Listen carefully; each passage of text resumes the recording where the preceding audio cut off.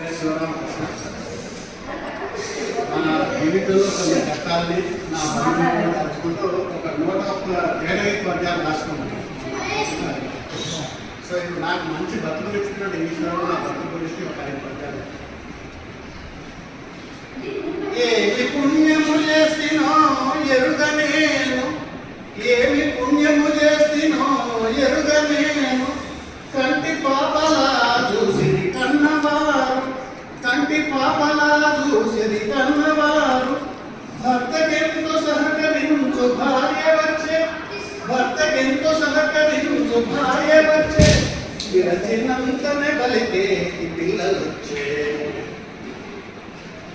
అల్లుగయన్నది ఎరుగని అల్లుడొచ్చే, అల్లుగయన్నది ఎరుగని అల్లుడొచ్చే, కోపమన్నది ఎరుగని కోడలొచ్చే, కోపమన్నది ఎరుగని కోడలొచ్చే, కలహములు లేక మాలోన కలిసినట్టి మంచి విజయాల వారు మా మదిని నిలచే.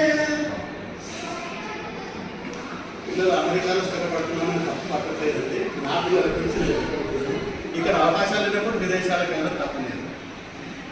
వేరుగానున్న పిల్లలు వెళ్ళిపోక, వేరుగానున్న పిల్లలు వెళ్ళిపోక, అమెరికాలో స్థిరపడేటి ఆశ లేక, వచ్చిన అవకాశములన్నీ వదలి వైచి, వచ్చిన అవకాశములన్నీ వదలి వైచి, కలిసి ఉన్నారు మా తోటి కనుల ముందే,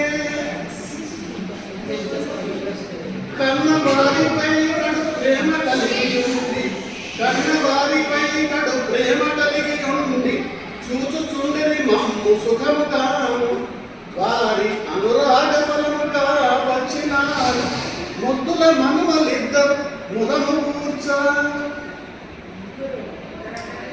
ఇంత మంచి బతుకునిచ్చే ఈశ్వరుండు, ఇంత మంచి బతుకునిచ్చే ఈశ్వరుండు, కోర్కెలింకేమి లేవునే కోరుకొనగా, కోర్కెలింకేమి లేవునే కోరుకొనగా, బంధుమిత్రులందరూ మా బాబు కోర, బంధుమిత్రులందరూ మా బాబు కోర, సాగిపోవలయ్యి జన్మ శాంతముగను.